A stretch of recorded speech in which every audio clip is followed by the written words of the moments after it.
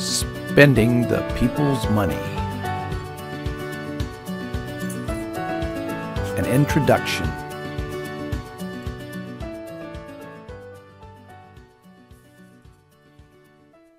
This is an introduction to spending the people's money, otherwise known as budget execution. In this introduction, we'll describe the three modules that follow. Then, to set the stage for the material that follows, we'll discuss some definitions of terms such as budget execution, spending, Treasury Appropriation Fund Symbol, or TAFs, and federal fiscal year. It's recommended that you view the videos sequentially, since budget execution, by its nature, follows a fairly scripted sequence of events. Once you have completed the modules, it's recommended that you view the Introduction to Budgetary Accounting video. In the three modules, we're going to cover 11 major events in three general areas: receiving resources, controlling and distributing resources, and spending resources. In Module 1, we'll talk about receiving resources in such budget execution events as appropriation, offsetting collections, transfers, and rescissions. All resources are dependent upon Congress's power of the purse, an authority that originates in the Constitution. This means Congress has the authority to make appropriations, permit the spending of offsetting collections and transfer of funds, and even the removal or rescission of funds. This module lasts about 40 minutes. In Module 2, Distributing and Controlling Resources, we'll discuss budget execution events, apportionment, allotment, and allowance. We'll discuss OMB's statutory responsibility over the apportionment of funds and HHS's responsibilities for the remaining control and distribution events, the allotment and allowance. This module lasts about 35 minutes. In Module 3, Spending the Resources, we'll talk about budget execution events: obligation, outlay, expiration, and cancellation. This module will discuss what makes an obligation valid and how obligations and outlays are distinguished. In addition, we will talk about spending the resources during the period of availability and what happens after this period of availability expires. Finally, we'll conclude the module with the end of the account's life, the cancellation. This module lasts about 30 minutes. These three modules cover what I consider the 11 major events of budget execution.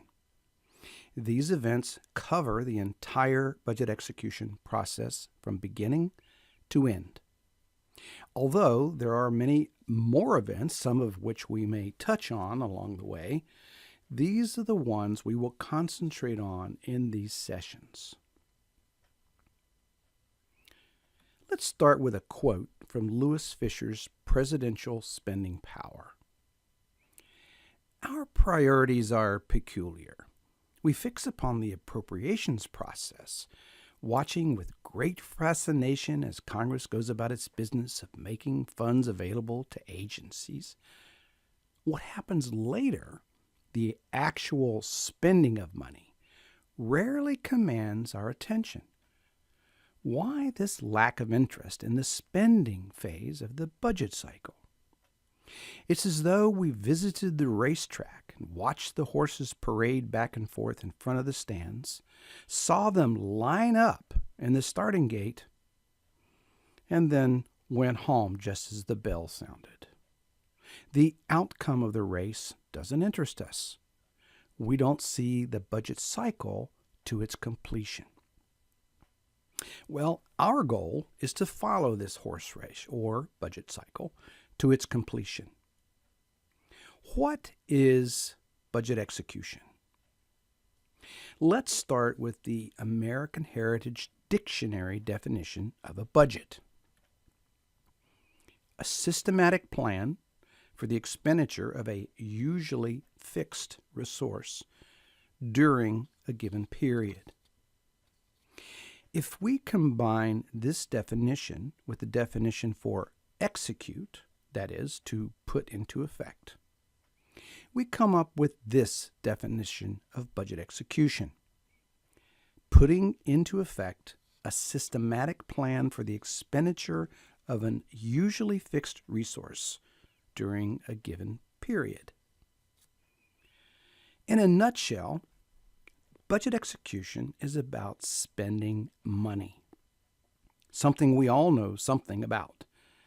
But we're not talking about spending our own money. We're talking about spending taxpayers' money, spending the people's money.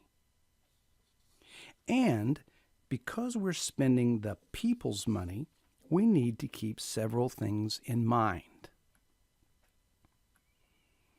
We can expect that budget execution will have a lot of rules, and that breaking these rules will have consequences. Budget execution moves in sequential steps or events, and we need to keep track of each budgetary event that occurs. This requires the recording of budget execution events in a proper accounting system.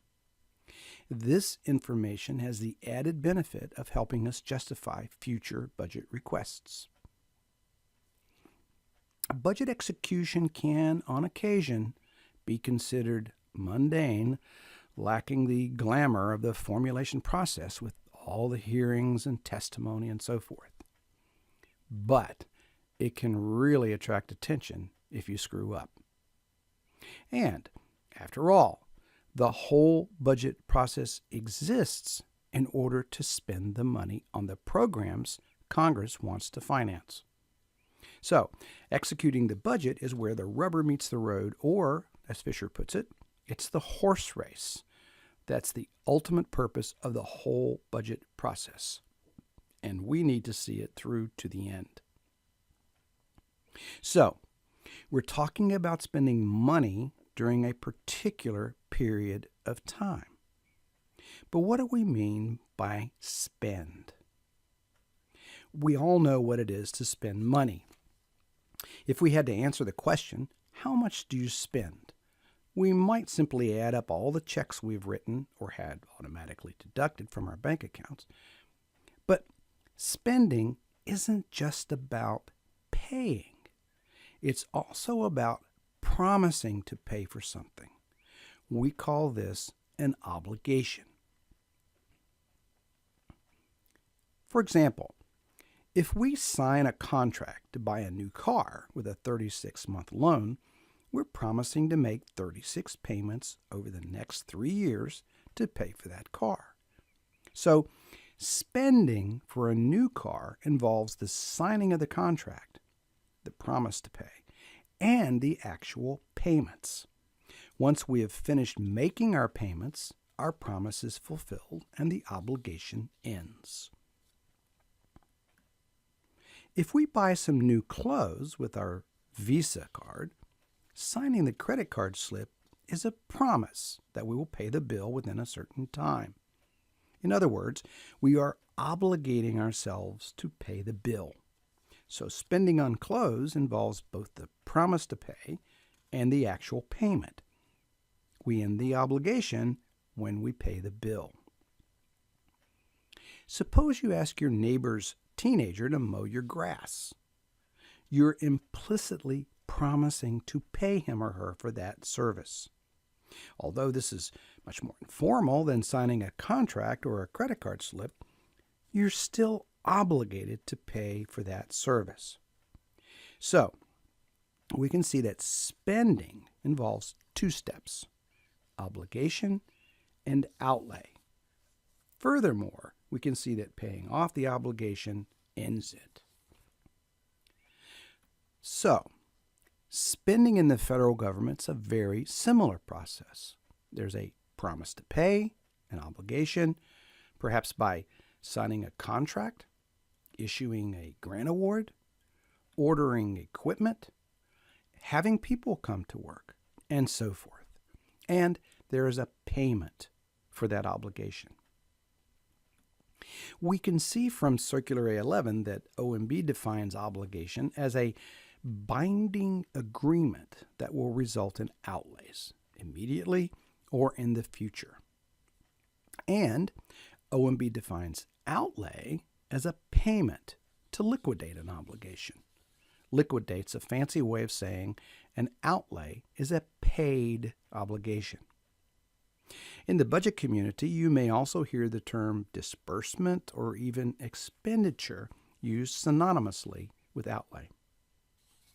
So keep in mind that when someone asks, how much does the federal government spend? You must determine whether they're asking how much the federal government obligates or how much the federal government outlays. Both of these components are encompassed under spending, and as you will see in Module 3, both provide important, though different, answers. So, we have established that budget execution is all about spending money, and now we have a better idea what we mean by spend. But budget execution also needs a way of identifying how much money there is to spend and the period of time during which one has to spend it. We accomplish this with a treasury account.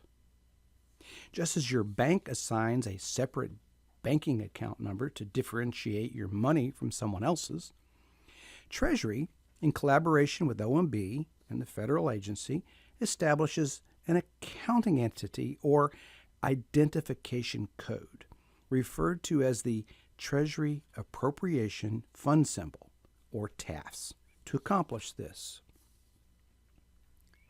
Here's an excerpt from the Treasury Financial Manual, or TFM. Note the requirement for collaboration between the Financial Management Service, OMB, and the agency in assigning, changing, and discontinuing account symbols and titles. Note that agencies have to post appropriations or spending authorizations granted by Congress to these accounts and use these to report to Treasury and OMB. Let's look at an example. The TAFS is made up of three elements: a department code or agency ID number, which identifies the federal agency charged with the responsibility for spending and accounting for the funds. A period of availability, or POA, which is the length of time the funds are available for obligation as stipulated in the appropriating language. And an account symbol, which identifies the specific funding provided by Congress. This account symbol is also referred to as Treasury Main Code. For example, the department code for HHS is 75. We know that if we see a TAFS that starts with a 75, it belongs to the Department of Health and Human Services. Each federal agency has its own unique code that identifies them. Homeland Security is 70, Treasury is 20, and so on. You may see reports where this code is expanded to 3 digits by just adding a 0 to the beginning. Congress, in appropriating funds, will assign a period of availability in one of 3 basic ways. They may appropriate funds for only a single year period of availability. This is referred to as annual funding and is the most prevalent period of availability. This is designated by a single fiscal year in the TAFs. They may appropriate funds for more than 1 year, but for a specified period of time, for example, for 2, 3, or more years. This is referred to as multi-year availability.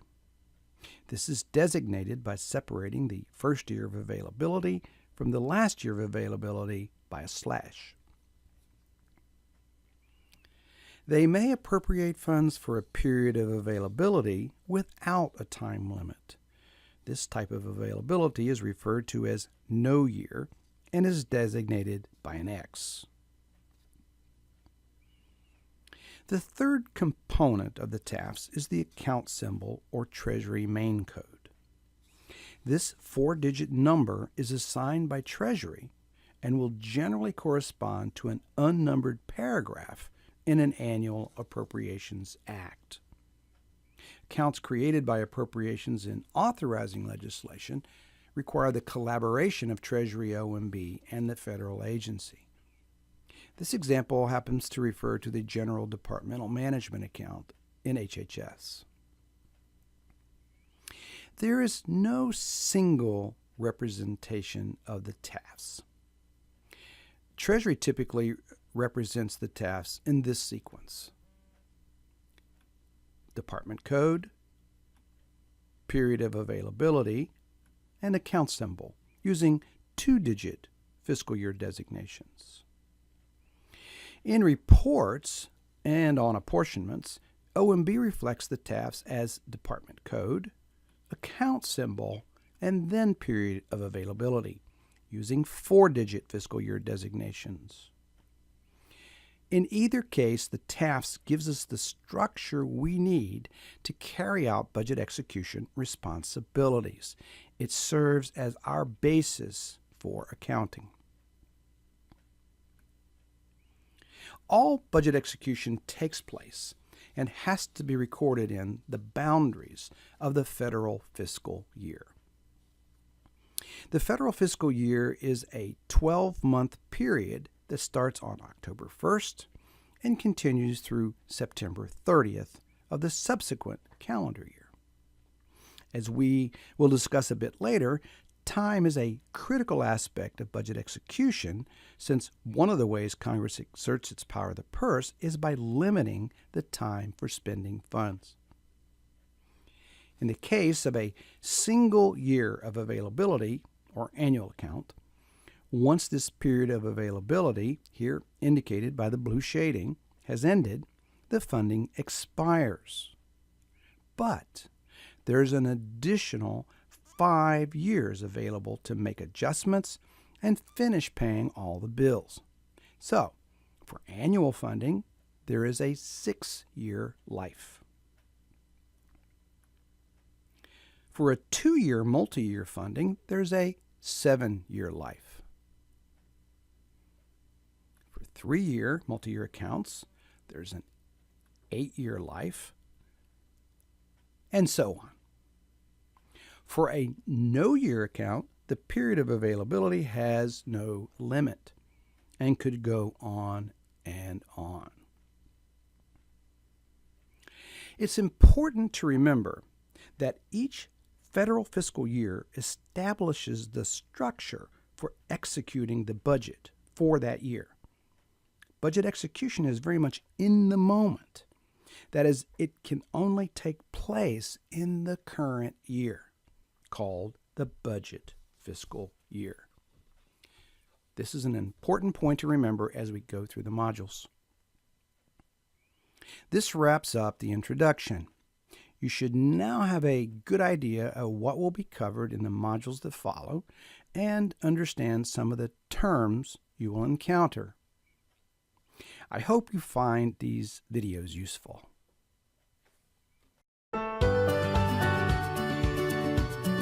Spending the people's money.